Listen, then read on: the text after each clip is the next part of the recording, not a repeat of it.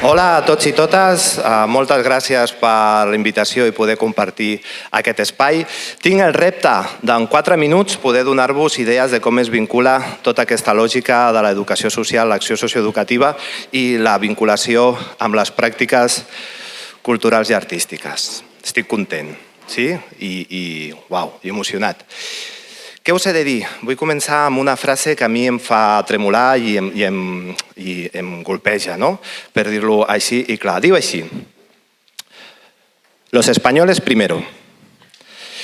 És una frase que fa uns anys deien els nazis d'Hogar Social Madrid i que últimament l'estem tornant a escoltar amb molta força.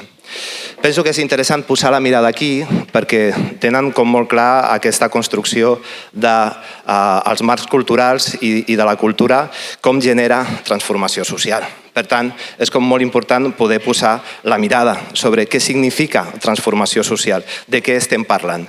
Em sembla que aquesta jornada ho situa d'una manera molt clara i molt vinculat a la lògica de la cultura i de les pràctiques artístiques.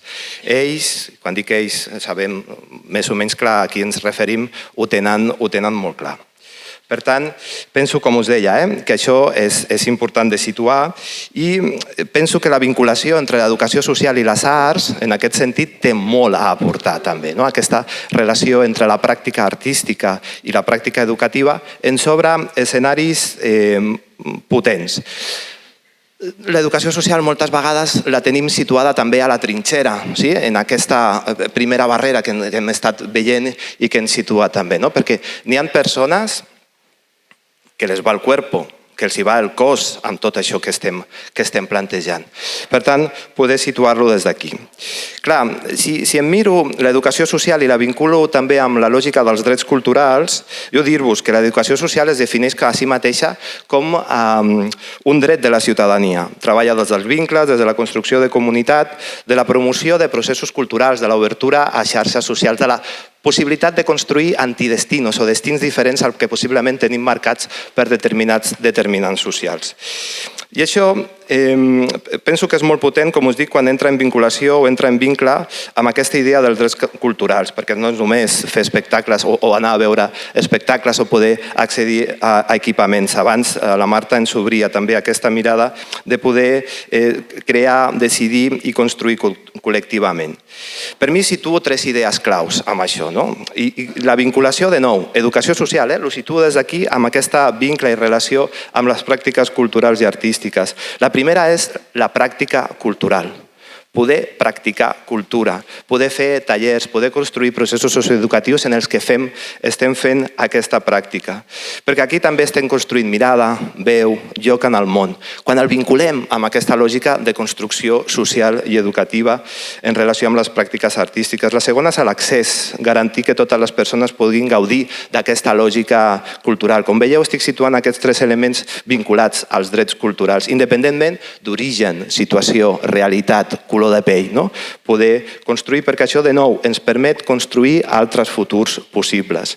I tercer, i aquí ens sortia a la taula ara quan estàvem parlant, la governança, el poder decidir, el poder construir què és cultura, què entenem per cultura i què no. Ho donem per donat o construïm les condicions perquè això pugui passar. Per tant, practicar, accedir i decidir com un element clau. I si vinculem educació social i processos artístics, per mi, de nou, toma moltíssima força perquè comparteixen una característica. Al llarg dels anys ho hem anat veient, comparteixen una. Normalment, processos artístics, i les persones que us dediqueu a construir-los segurament compartireu amb mi, i els processos educatius i socials moltes vegades comencen amb un mateix element: la pregunta. Al qüestionar-se algun element vital, algun element de l'entorn a partir de la pregunta, pots desenvolupar i pots construir processos que vinculen l'art i, en aquest cas, l'acció social i educativa. Apareixen, per mi, 4 idees força. Apareix la creativitat, la capacitat de poder situar-te davant dels reptes quotidians des d'un altre lloc, apropar-te des d'un altre llenguatge per poder trobar-li solució.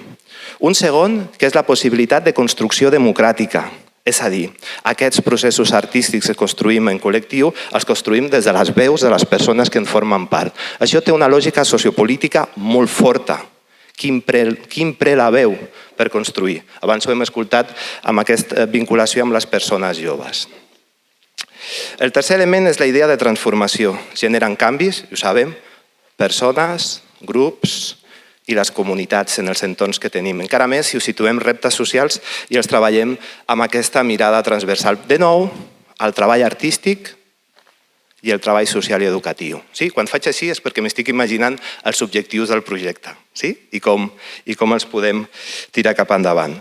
I per últim, aquesta idea de construcció d'identitats i de pertinences, però identitats i pertinences obertes, inclusives, no de cercle tancat, sinó de cercle obert. Ens dona aquesta possibilitat, com us deia, creativitat, construcció democràtica, transformació, identitats i pertinences.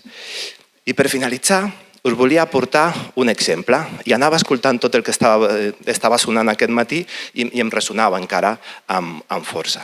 Mireu, me'n vaig fora de l'àrea metropolitana, és un projecte que es diu Veus Compartides, el fan en un municipi petit, és a Sant Gregori, al costat de Girona, en el que han estat treballant dues educadores socials conjuntament amb un artista, amb la Raquel Morón, una artista plàstica, i el que han treballat ha estat amb dones que han patit violència masclista i els seus relats, amb un grup d'artistes que es diuen Yemen Arts, que estan al costat de la vall del Yemena, i per tant tenen aquest nom, i han fet tota una proposta artística molt potent, plàstica, treballant des de l'espai juvenil i amb l'institut.